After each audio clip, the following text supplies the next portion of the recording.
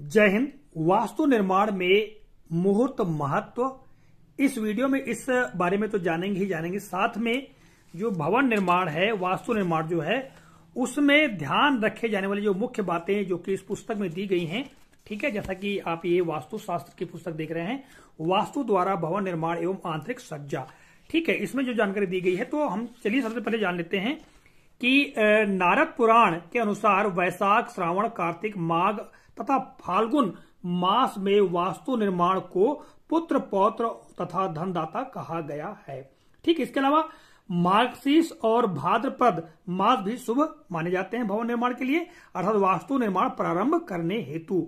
इसके अलावा यहाँ पर तारीख भी दी गई है। शुक्ल पक्ष की 2, 3, 5, 6, 7, 10, 11 और 13 तथा पूर्णिमा जो तिथि है यानी तारीख है, उनको शुभ माना गया है। इसके अलावा यहाँ पर और देखें तो यहाँ पर बताया गया है कि यद्यपि ज्योतिष सार संग्रह ग्रंथ में 5 तारीख, 6 तारीख, 10 तारीख और 1 तारीख तथा पूर्णिमा को वर्जित किया गया है भवन निर्माण प्रारंभ करने के लिए। ठीक है, तो ये वास्तु निर्माण से संबंधित यहाँ पर जो तिथियां हैं उसके बारे में जानकारी दी गई है और भी महत्वपूर्ण जानकारी है, किंतु किसी अच्छे ज्योतिषी या किसी अच्छे वास्तुशास्त्री को दिखा करके ही या ज्योतिष आचार्य को दिखा करके ही तिथि का निर्धारण करना चाहिए।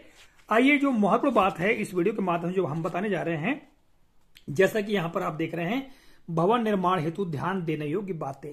जब कभी हम भवन निर्माण करवाएं तो उस समय किन किन बातों का ध्यान रखना आवश्यक है, जान लेते हैं। कि भूखंड का चयन करते समय दिशाओं का निर्धारण हेतु मैग्नेटिक कंपास का प्रयोग करें। जब भी भवन निर्माण प्रारंभ किया जाए तो उस समय आजकल मैग्नेटिक कंपास आते हैं जिसमें दिशाओं का ज्ञान होता है, उत्तर और दक्षिण दिशा बताई जाती है, तो इसके आधार पर हम पूर्व पश्चिम का पता लगा लेते हैं और अन्य जो 4 दिशा हैं, ईशान, आग्नेय, नैऋत्य और वायव्य, इनका भी पता लगाया जा सकता है। तो यही बात बताई गई है कि मैग्नेटिक कंपास का प्रयोग करना चाहिए और उसमें सही दिशा देखना चाहिए। दिशा सही है या नहीं, इस बात का पता लगाना चाहिए। सही दिशाओं के हिसाब से वास्तु नियमों के अनुसार बनाया गया भवन जो है वो जीवन में सुख, शांति, आरोग्य एवं समृद्धि प्रदान करता है। ठीक है, यानी व्यक्ति सुखी रहता है, स्वस्थ रहता है और उसको सुख संपत्ति प्राप्त होती है। तो यहां पर देखिएगा, भवन निर्माण के संबंध में जो सबसे पहले क्रम पर आप देखेंगे, महत्वपूर्ण बात बताई गई है कि भवन निर्माण का कार्य योग्य एवं कुशल कारीगरों को ही सौंपे। जो घर बनाने में, भवन बनाने में कुशल हो, उन्हें ही कार्य दिया जाना चाहिए। निर्माण कार्य आरंभ करने से पूर्व उसका नक्शा किसी अच्छे वास्तुशास्त्री एवं आर्किटेक्ट की सहायता से तैयार कराया जाना चाहिए। ठीक है, सही रेखा चित्र और नाप सम्मुख न होने पर अथवा कारीगर अनाड़ी होने पर मकान की दीवारें बार बार बनाने, तोड़ने एवं अन्य वास्तु विरुद्ध त्रुटिपूर्ण निर्णयों का परिणाम गृह स्वामी को ही भुगतना पड़ता है। तो यह महत्वपूर्ण जानकारी पहले क्रम पर दी गई है। आगे देखिएगा, यहाँ पर क्या दिया गया है। आगे कहा गया है कि इस बात का भी ध्यान रखें कि गृह निर्माण अर्थात भवन निर्माण के लिए प्रयोग में लाए जाने वाले मुख्य औजार जैसे set square, plumb line, level marker तथा अन्य यंत्र जो है बढ़िया क्वालिटी के होना चाहिए, जो कोण तथा दीवारों को सूक्ष्मता से नाप ले सके।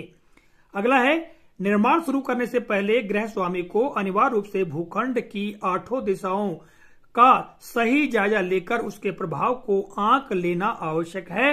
हर दिशा का अपना महत्व होता है और आगे बताया गया है दिशाओं का महत्व।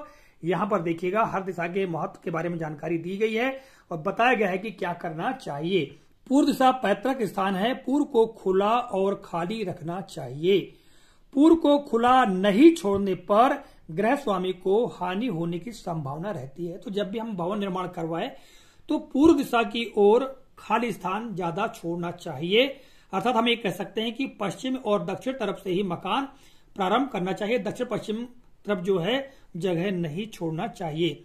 आगे कहा गया है कि आग्नेय दिशा मानव जीवन में स्वास्थ्य प्रदान करता है। निश्चित तौर से आग्नेय दिशा में किचन होता है और किचन में भोजन तैयार होता है और उसी भोजन को खाकर व्यक्ति जो शक्ति, बल, स्वास्थ्य को प्राप्त करता है।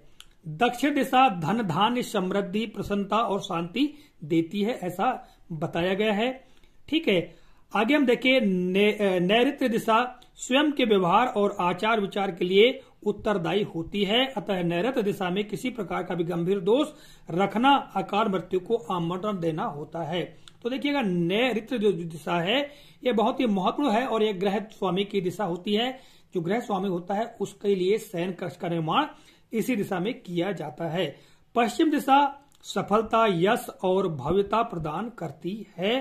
ठीक है, और आगे बताया गया वायव्य दिशा अन्य व्यक्तियों के साथ परस्पर संबंध नियंत्रित करती है जो दोस्ती से दुश्मनी तक हो सकते हैं।